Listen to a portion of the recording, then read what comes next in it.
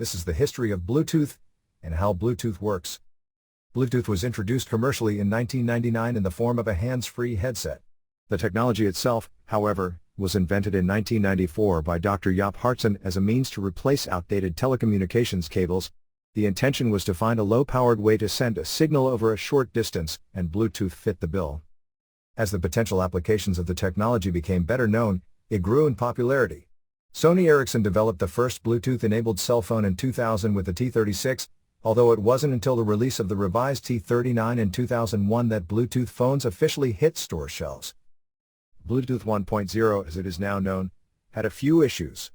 It could only travel distances of up to 10 meters, at speeds of 721 kilobits per second. This was adequate for a voice call over a wireless headset, but not really for music, and that is what the general public wanted to use it for.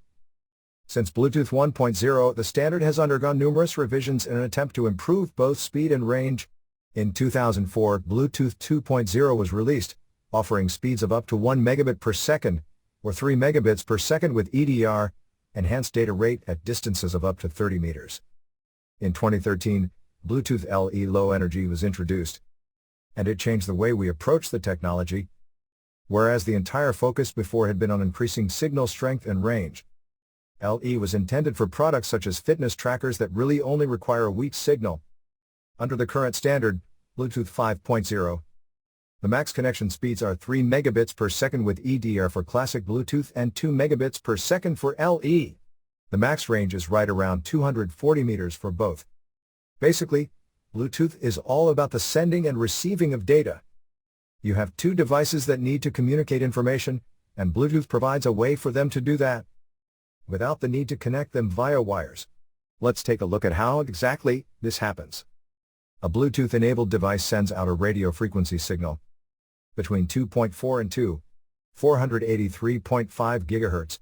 These frequencies reside on a spectrum band that is set aside by the FCC for industrial, scientific, and medical devices. That therefore Bluetooth devices are really only in competition with each other and not with other radio frequencies.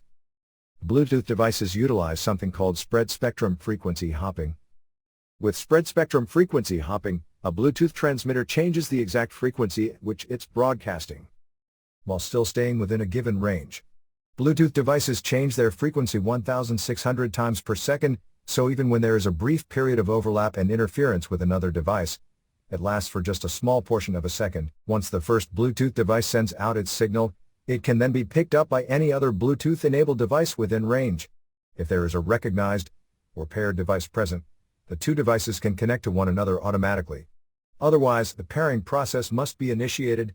This process varies by device but usually involves pressing a button or selecting pair device on your phone, and you may need to enter a PIN. When a connection is made, the devices create what is called a piconet, or a personal area network. The devices can share data freely on this new network.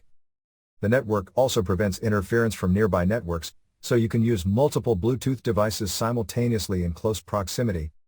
When there are no devices in range for an active Bluetooth transmitter to pair with, it will constantly seek new devices out. That means even when your device isn't paired, if Bluetooth is active, it is still emitting a radio frequency signal. For more information on Bluetooth and EMF protection, go to emfprotectiontips.com.